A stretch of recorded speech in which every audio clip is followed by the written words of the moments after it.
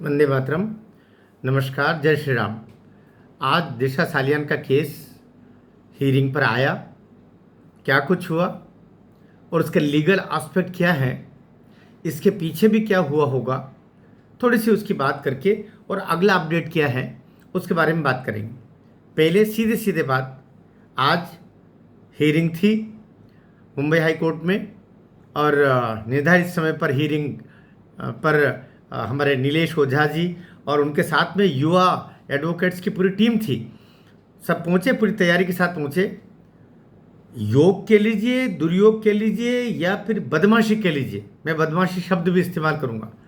इतने महत्वपूर्ण केस की हियरिंग जिस बेंच पर होनी चाहिए उस बेंच पर न होकर के कोई जो सिविल केसेस को हियरिंग करने वाली बेंच पर वो केस कैसे पहुंच गया। सवाल तो बहुत स्वाभाविक है कि ये पूरा क्रिमिनल केसेस है। ये महिलाओं के उत्पीड़न और महिलाओं की शील भंग और इनसे जुड़ा हुआ केसेस है पूरा, जिसकी सुनवाई एक दूसरी ही बेंच करती है। लेकिन वहाँ न पहुँचते हुए इस केस को आज टेबल पर वहाँ किया गया, क्योंकि टेबल पर होने का काम एक दिन पहले ही तय होता है। सारे हाई कोर्ट्स में जो टेबल होता है, कौन सा केस कौन सी बेंच पर जाएगा, ये एक दिन पहले ही शाम को होता है। कई बार तो सुबह ये पता चलता है। ठीक सुबह 9 बजे से पहले ये स्क्रीन पर आता है कि किस केस की सुनवाई किसके पास हो रही है।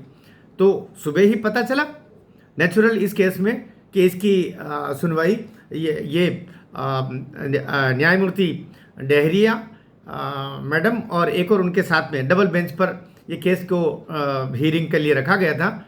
और वो बेंच दरअसल सिविल केसेस हियरिंग वाली बेंच है। लिहाजा ये वहाँ पर गए, नीलेश ओझा, सारे लोग पहुँचे। मैं केस को बहुत साधारण तरीके से भी समझा देना चाह रहा हूँ कि क्या हुआ होगा।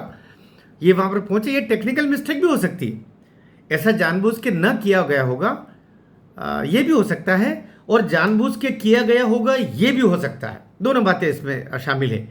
साधारणतया केस कंप्यूटराइज्ड होते हैं और कौन से सेक्शन पर कौन से जाएगा, ये सब आजकल बहुत सारे हाई कोर्ट्स में पूरा डिजिटल हो गया है। कौन सा किधर जाना है वो अपने आप एक क्लिक पर चला जाता है।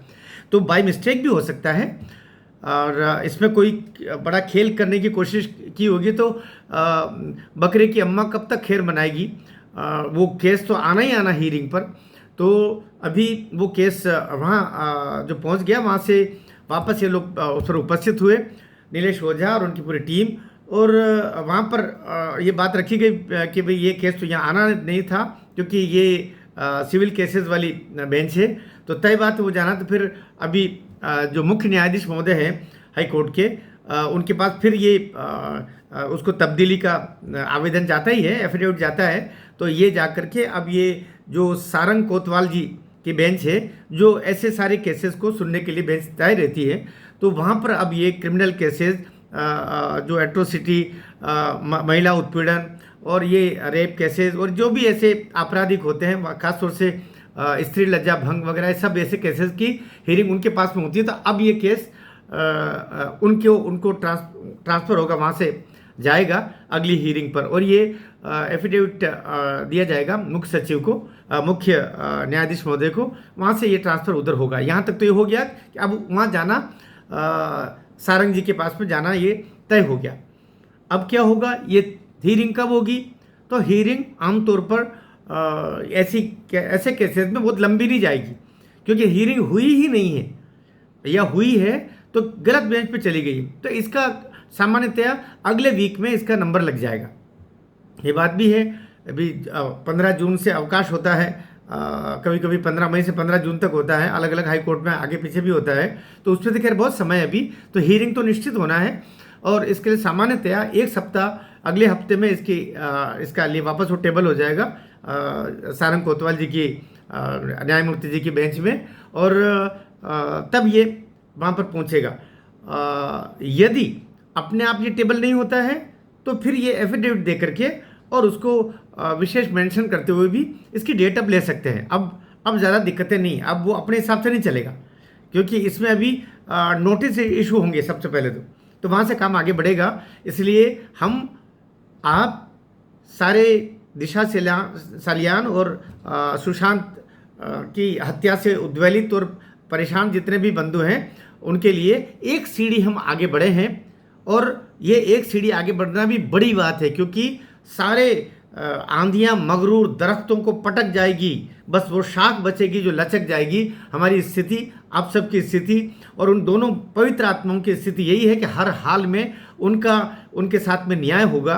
और उनके साथ में जिन क्रूर लोगों ने उस बिटिया के साथ में जो अत्याचार किया है, जो उसकी हत्या, रेप और अमानुषिक कृत्य किए हैं, वो दंडित होंगे। वो फांसी के फंदे उनका रास्ता देख रहे हैं। लेकिन अभी एक सप्ताह और हम रास्ता देखते हैं कि जब सारंग जी की बेंच इसको हियरिंग करेगी। तब तक के लिए मैं सोचता हूँ जागृत रहिएगा और चिंतित रहिएगा। कुछ लोग एकदम उदास भी हो जाते हैं, कुछ नहीं होगा, कुछ नहीं होता, तो 5 साल बाद ये केस वापस रीओपन की स्थिति में नहीं आता। इसलिए आपकी निराशा सारी मेहनत पे पानी फेर देगी। इसलिए आशावान रहें, निरंतर हौसला बढ़ाते रहें। सारे बंधुओं का, ऐसे काम पे लगे हुए बंधुओं का, वो जान पर खेल करके सारा काम कर रहे हैं। इसलिए के साथ में रहिएगा, न्याय होगा, निश्चित रूप से न्याय होगा। भारत माता की जय।